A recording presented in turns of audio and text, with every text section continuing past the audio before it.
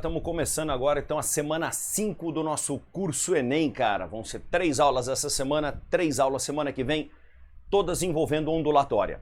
Tava muito difícil eu separar as questões de ondulatória por temas no Enem.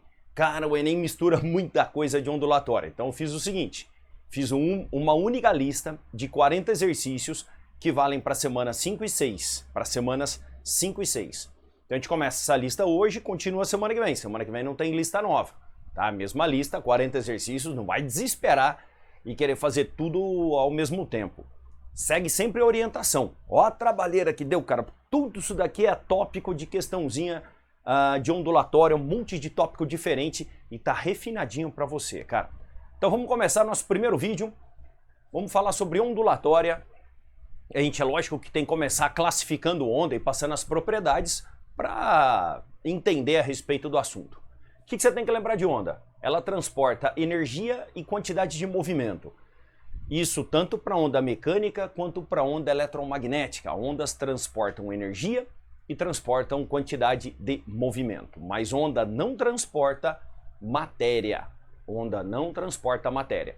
Então uma onda sonora não é a massa de ar que se desloca de um lado para o outro. É apenas a vibração. Uma onda na água não é a massa de água que se desloca de um lado para o outro, é apenas a vibração. Então lembra disso, propriedade fundamental, não transporta matéria. Toda onda precisa de uma classificação. São 3 classificações que as ondas possuem, quanto à natureza, quanto à vibração e quanto à dimensão. Quanto à natureza, uma onda pode ser mecânica ou eletromagnética. Onda mecânica, uma vibração que se propaga no meio material, transmitindo energia. Eletromagnética, uma vibração produzida por campos elétricos e magnéticos, que se propagam em meios materiais ou na ausência de meios materiais. Porque quem propaga são os campos elétricos e magnéticos. Não precisa de um meio material. Então quando a gente fala onda mecânica, tem a necessidade do meio material. Onda eletromagnética não tem a necessidade de um meio material. Essa é a grande diferença entre elas. Uma onda de rádio se propaga no vácuo. A sua voz não se propaga no vácuo. Seu gritar não propaga no vácuo. Tem lá uma dupla de astronautas na Lua. Eles estão separados por 5 metros. Como é que eles conversam? Via onda de rádio. Então dentro do capacete deles tem ar, eles estão com uma roupa pressurizada e um microfonezinho. E eles conversam via rádio. Vamos supor que um dos astronautas desligue o seu rádio e o outro astronauta está dando marteladas numa rocha da Lua. Esse astronauta aqui, ele não ouve nada. Ele não vai ouvir a conversa do astronauta amigo dele, ele não vai ouvir as marteladas, não ouve nada. O som não se propaga no vácuo. A luz, as ondas de rádio, aí sim se propagam porque são ondas eletromagnéticas. E vamos falar um quadro inteirinho só delas, hein, cara? Ondas também podem ser classificadas como transversais e longitudinais. Uma transversal, ela vibra na perpendicular da propagação. Estou te mostrando agora aí. E uma longitudinal, a vibração dela é no sentido da propagação. Também estou te mostrando nessa molinha, isso é uma espécie de molinha, né, cara? Na verdade é uma molona, né? E transmite então essas vibrações transversais e longitudinais. Uma dica para você, som é a principal onda longitudinal. As transversais são todas as eletromagnéticas transversais. Vai enriquecendo aí teu caderno, tá, cara? Vai anotando essas coisinhas que eu tô falando aqui, ó. Transversais, eletromag. Longitudinal, o som. Mecânica, não propaga no vácuo. E assim vai enriquecendo aqui. E depois nós temos a classificação das ondas quanto à dimensão. Ela pode ser unidimensional. Esse pulso que eu mostrei para você na corda e na mola, ele é unidimensional. Bidimensional é um pulso na água, fazendo aqueles círculos que a gente vê num laguinho, numa piscina. E tridimensional, o som, as ondas eletromagnéticas, a onda de rádio, a luz, são todas tridimensionais. Bidimensional se propaga na superfície de um lago, tridimensional, todas as dimensões. Tá aí, ó, isso daqui é a classificação básica de ondas. Começou a falar ondas, tem que lembrar dessas coisas todas. Vamos falar agora um pouquinho das ondas eletromagnéticas, porque o Enem cobra demais ondas eletromagnéticas. Então vou apagar e vou colocar todo o esqueminha para vocês. Então vamos falar um pouquinho agora das ondas eletromagnéticas. Cara, tem uma incidência muito boa no Enem, a explicação aí das ondas eletromagnéticas. É lógico, porque o Enem ele pede a física do dia a dia e onda eletromagnética tem muita aplicação. Vamos começar aqui, ó. Eu coloquei o espectro das ondas eletromagnéticas. Partindo lá das ondas de rádio. As ondas de rádio, elas têm comprimento de onda bem grande. Por exemplo, rádio AM chega a ter comprimento de onda de vários metros, 10 metros, 15 metros. A FM tem um comprimento de onda menor, da ordem de 1 metro. Essas coisas você não tem que decorar, tá? E aí são ondas que propagam pouca energia. A gente vai ver aqui, ó, já vou chegar nela na equação de Planck, que quanto menor a frequência de uma onda, menor energia ela propaga. Então não vão ser ondas que fazem mal para uma pessoa. A amplitude dessa onda teria que ser muito elevada para gerar algum dano.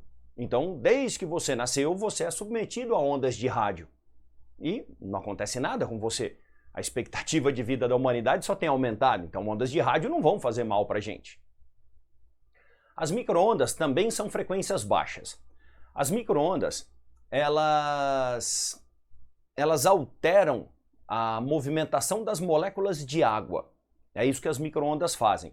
Elas provocam uma força, uma torção nas moléculas de água e com isso elas vão aquecer o seu alimento. Então a atuação das micro-ondas é sempre na água, tá? Micro-ondas é radiação ionizante? Não. Então micro-ondas é usado no teu aparelho celular, é usado em radares e é usado no forno de micro-ondas da sua casa.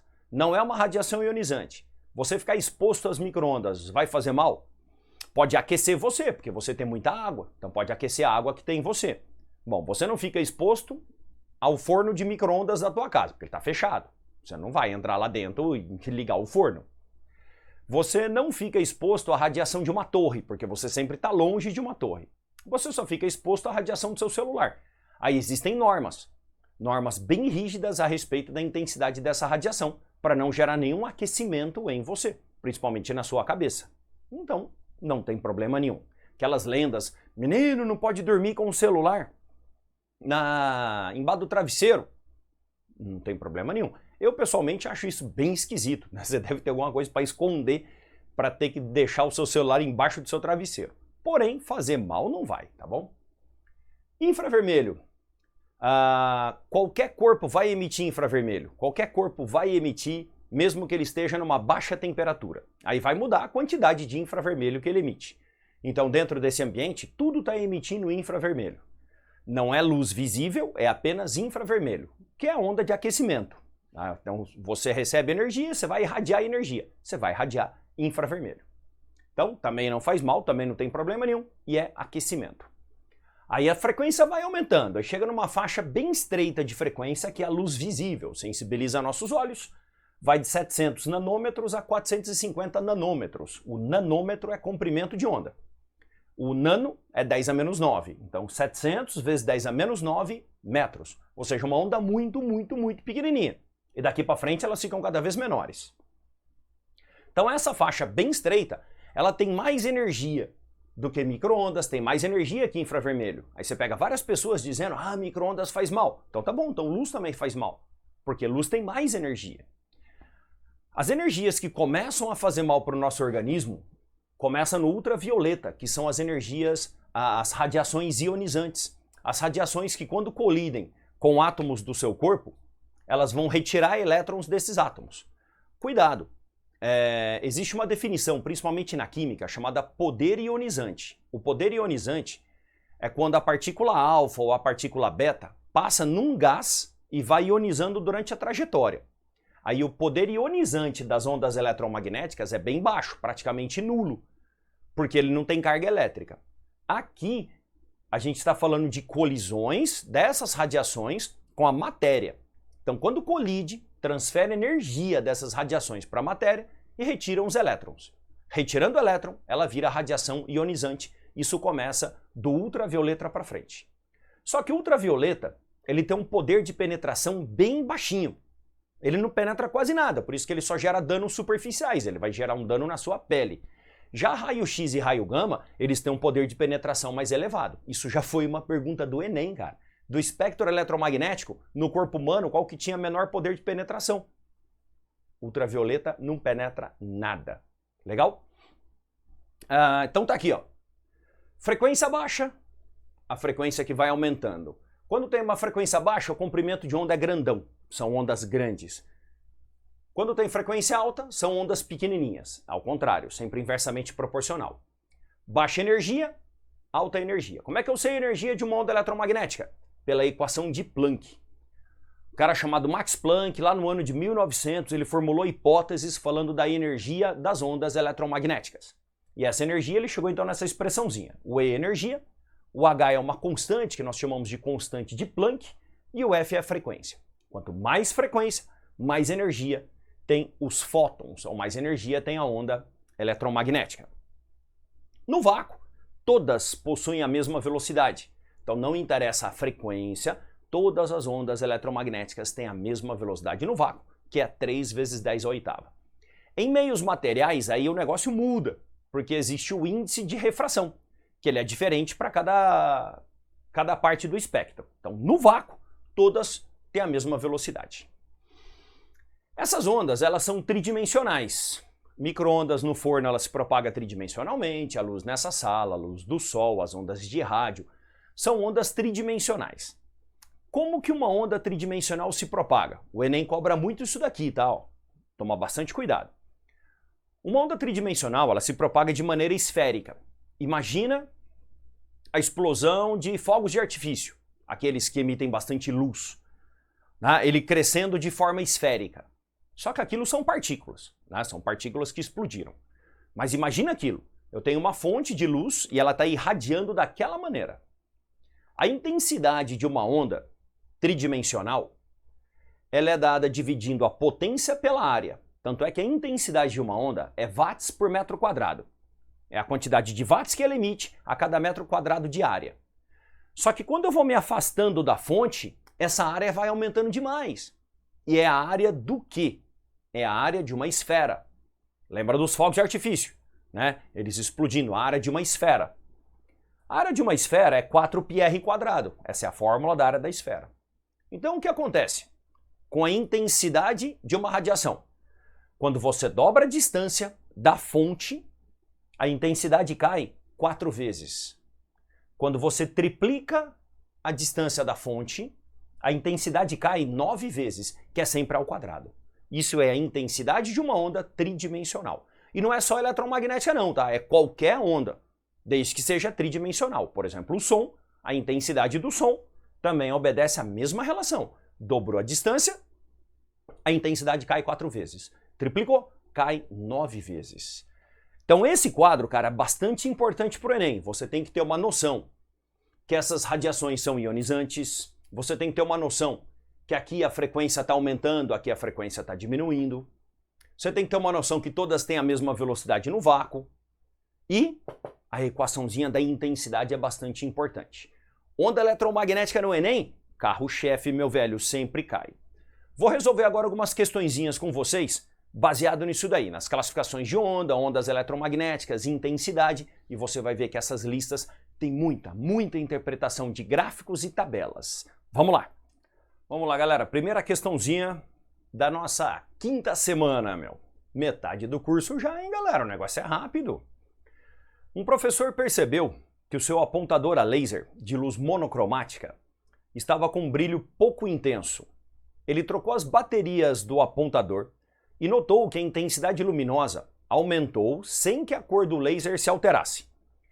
Sabe-se que a luz é uma onda eletromagnética e apresenta propriedades como amplitude, comprimento de onda, fase, frequência e velocidade. Dentre as propriedades de onda citadas, aquela associada ao aumento do brilho do laser.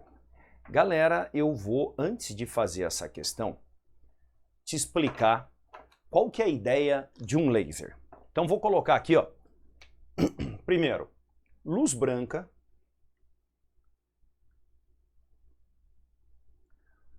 luz vermelha e laser. Vou mostrar a diferença entre essas três. A luz branca, ela é uma mistura, ela é policromática, então ela é uma mistura de todas as frequências. Ela é uma mistura do vermelho. Você está vendo que o vermelho eu estou fazendo com comprimento de onda maior. Aí o verde, já um comprimento de onda médio, e o azul. Então isso é a luz branca. Uma bagunçona aqui, ó, de todas essas frequências. Eu vou misturando tudo, ó. Luz policromática. Lógico que não é só essas três, né? Tem todas as frequências do espectro, desde o vermelho até o azul. Isso é a luz branca. Luz vermelha é monocromática, apenas uma frequência. Só que ela é toda bagunçadona assim, ó. Tá vendo que ela não está em fase? Então você não vai ter uma interferência construtiva entre todas essas ondas. Então ela é monocromática, mas ela não está em fase. Laser é uma sigla. Ele significa amplificação da luz por emissão estimulada da radiação. Eles estimulam a emissão da radiação no momento correto. E com isso, o laser fica coerente. Essa é a palavra. Ó. O laser é uma luz coerente. Ele é em fase. Olha só a diferença com a luz monocromática. Isso é o laser. Então ele é em fase. Ele tem a mesma frequência, as ondas têm a mesma amplitude e a mesma fase. Aqui nós temos então o laser. Agora, quando o cara, no exercício, fala pra gente que ele simplesmente trocou a pilha do laser, cara, ao trocar a pilha do laser, eu estou mexendo na intensidade dele. Porque a frequência de um laser depende do gás que você está usando ou do LED que você está usando. A gente consegue laser por LED ou laser por gás. Então é aí que você vai alterar a frequência. A amplitude dele tem a ver com a quantidade de energia que você está excitando. Aí com pilha velha, a quantidade de energia é pequenininha. Com pilha nova, a quantidade de energia é elevada. Então, das propriedades de onda, aquela associada ao brilho do laser. Vamos dar uma olhadinha? Nós temos aqui amplitude, frequência. Ó, se eu alterar a frequência, altera a cor do laser. Velocidade de onda, eu não altero. Todas as ondas eletromagnéticas têm a mesma velocidade no vácuo. Comprimento de onda vai estar junto com a frequência, porque se eu altero a frequência, altera comprimento de onda. Então, se eu marcasse a letra B, eu teria que marcar a letra E também. Ao alterar a frequência, o comprimento de onda altera junto. Sobrou a amplitude. A amplitude vai ser alterada pela troca da pilha de uma pilha velha para uma pilha nova. E de quebra, meu velho, você entendeu a diferença entre luz branca, luz monocromática e laser. Vamos pegar mais uma. Olha aí, galera, questãozinha 14. Olha como é que o Enem ele gosta de coisas que envolvem laser. Você tem que ter uma noção, ele gosta muito de onda eletromagnética e aplicações que envolvem laser. E muitas vezes você pega um curso inteiro de física, 3 volumes de livro e não falam dessas coisas. Tá? É a física do dia a dia, e nem gosta disso. Em mídias óticas como CDs e DVDs e Blu-rays, nossa, eu lembro que o Blu-ray ele entrou e falou, cara, vai ser o master. Pô, nem pegou, né, cara? A gente já acabou com as mídias. Hoje ninguém mais. Você compra CD pra alguém, cara, a gente acabou com as mídias já praticamente. Bom, em mídias óticas como CDs, DVDs e Blu-rays, a informação é representada na forma de bits, zeros e uns, e é fisicamente gravada e lida por feixes de luz laser. Para gravar um valor zero, o laser brilha intensamente de modo a queimar uma pequena área do disco, de tamanho comparável ao seu comprimento de onda. Cara, saca só. Deixa eu te mostrar qual que é essa ideia. Vamos pegar o disco, a mídia, o CD. O CD ele é feito da seguinte maneira. Uma camada de plástico, aí a mídia de gravação, que é uma película metálica bem fininha, e outra camada de plástico. Então a mídia de gravação ela fica protegida pelas camadas de plástico. Mesmo que as camadas de plástico sejam riscadas, a mídia de gravação está protegida ali no meio. Basta você dar um polimento na mídia de plástico que o CD volta a funcionar, tanto o CD quanto o DVD. Vamos supor que você tem um CD ou DVD de um aniversário, de alguma coisa que você estima muito. Nossa, cara, e ele tá todo riscado. Pega uma massa de polir carro, cara, e dá um polimento no plástico, ele volta a ler perfeitamente, porque a mídia tá salva ali no meio. Então é plástico, mídia de gravação e plástico. A mídia de gravação, ela tem que receber furos. Ela vem numa trilhazinha espiral, igual um vinil, só que ela começa de dentro para fora. É um espiralzinho assim, ela vai fazendo isso daqui, ó. Muitas, muitas, muitas, muitas voltas. Se eu pegar um pedacinho desse daqui e der um zoom na mídia de gravação, o que eu vou ver é um monte de regiãozinha com furo, aí sem furo, com furo, com furo. O furo, na verdade, é tornar o metal opaco. Então foi o que ele falou. Para gravar um valor 0, o laser brilha, o laser de gravação brilha intensamente e torna isso daqui opaco. Aí esse pedacinho de mídia vai ter o código binário 0, 1, 1, 0, 0. E assim vai. Zilhões de bits, cara, um monte de bit. Então ele vai gravando isso daqui. O laser de gravação é mais forte, ele brilha intensamente e chega a queimar então esses pontos do metal, e depois o laser de leitura, ele só passa lendo, onde reflete e onde não reflete. É assim que a mídia é gravada em CDs, DVDs e Blu-ray. Então vamos continuar. Ao longo dos anos, as empresas de tecnologia vêm conseguindo aumentar a capacidade de armazenamento de dados em cada disco. Então os CDs, eles comportavam 700 megabytes de dados. Os DVDs já eram 4.7 gigabytes de dados. Blu-ray é mais ainda, só que eu não lembro o valor dele. Em outras palavras, a área usada para cada bit vem tornando cada vez menor. Ó, para e pensa, eu gravo num CD 700 megabytes. Agora eu vou passar a gravar 4.7 gigabytes. Cara, é muito mais. Então o que tem que acontecer com o tamanho da área, o tamanho do bit? Tem que ficar cada vez menor. Só que se ele ficar muito pequeno, o laser pode não conseguir ler, porque o laser tem um comprimento de onda. Então, assim que eu diminuo o tamanho da área que vai ocupar cada bit, eu também tenho que diminuir o comprimento de onda do laser que eu estou usando. É por isso que eles vão usando lasers. Eu apaguei aqui o espectro eletromagnético que estava. Por isso que eles vão usando lasers tendendo para o azul. Porque tendendo para o azul, a frequência aumenta e o comprimento de onda diminui. Sacou como é que é o lance? Por isso que se chama Blu-ray.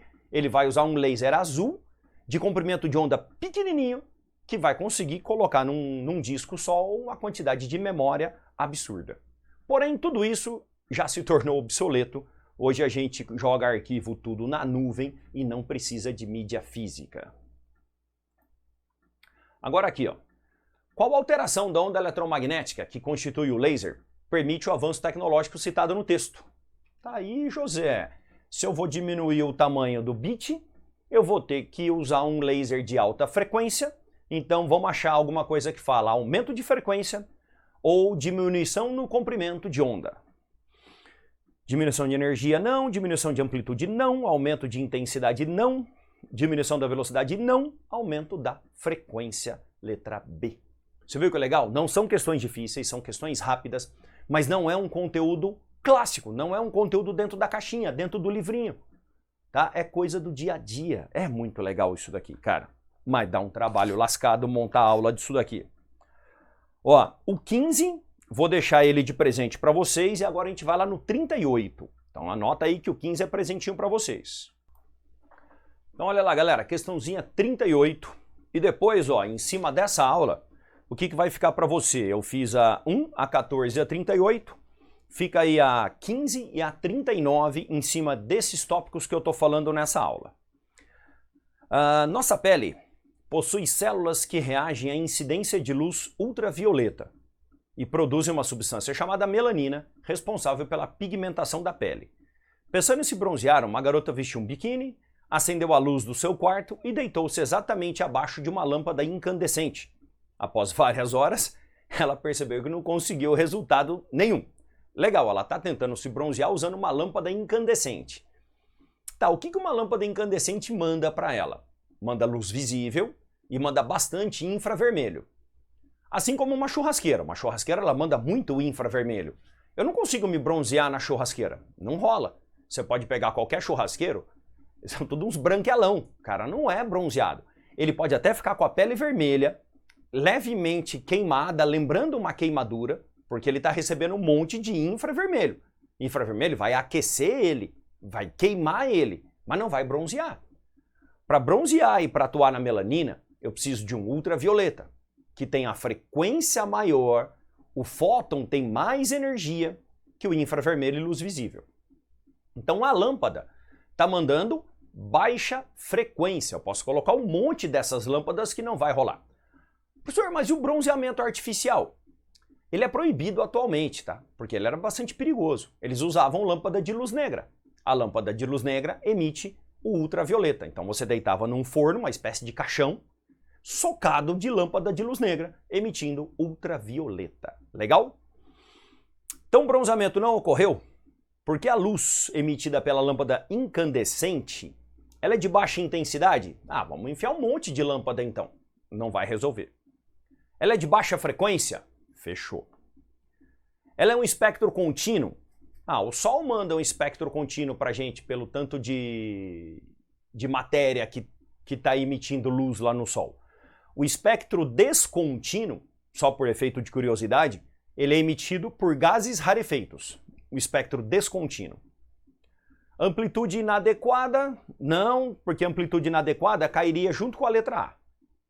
E curto comprimento de onda? Na verdade, se tivesse um curto comprimento de onda, teria uma frequência altíssima. Aí a lâmpada teria que emitir, por exemplo, um raio X ou raio gama. Também não vai bronzear você não, mas daí é muito mais nocivo. Tá? Então a lâmpada incandescente simplesmente tem baixa frequência. Então você viu, cara, essa aula, ela não tá na caixinha, ela não tá no livro, bicho.